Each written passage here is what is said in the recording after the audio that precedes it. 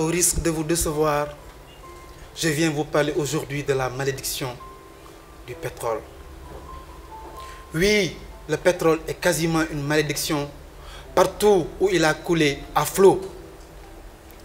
Je vais bousculer tout doucement vos certitudes ce soir. Normalement, l'or noir devrait engendrer la prospérité, la croissance, l'élimination définitive de la pauvreté. Le pétrole est le produit le plus vendu au monde. 3 000 milliards de barils pour les pays producteurs. Quoi de mettre du beurre dans le pain des habitants et l'essence dans le rouage de l'économie. Mais au lieu d'être une bénédiction pour les pays producteurs, exportateurs, le pétrole est souvent une catastrophe. Il creuse de profondes inégalités, des riches honteusement riches et des pauvres pitoyablement pauvres.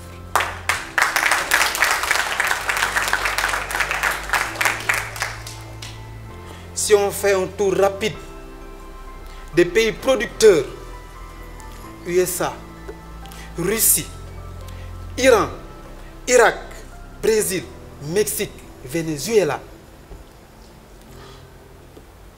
on se rend très vite compte que ce sont des pays qui ont une liste de problèmes beaucoup plus importante que les pays non producteurs.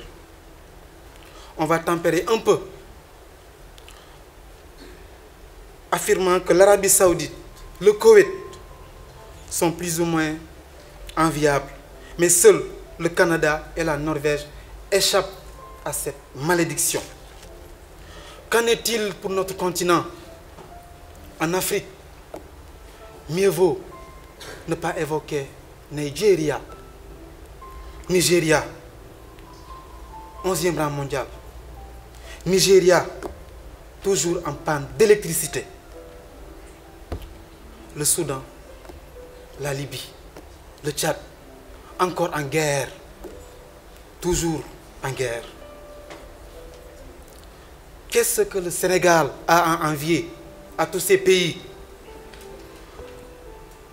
Le fait est que les pays pétroliers vivent en réalité sous 3 malédictions.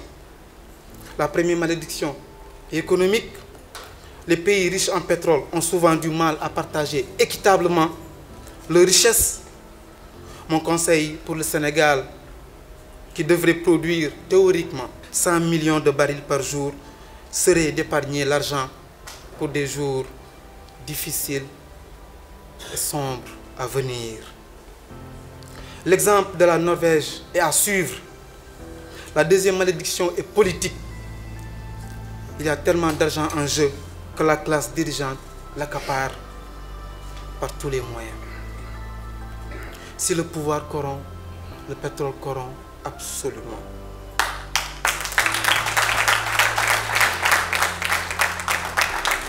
La malédiction ne s'arrête pas là, hélas. Il y a une troisième malédiction. Et là, je m'adresse aux jeunes dans la salle. Quand les pays pétroliers auront épuisé leurs réserves, quand ils auront plus de clients à cause du réchauffement climatique, quand ils devront vivre avec peu d'argent, alors ce sera bonjour les secousses pétrolières et la fin des ressources pétrolières. Mesdames et messieurs, pardonnez-moi d'avoir mis de l'eau dans votre gaz et mettre le feu dans les champs pétroliers.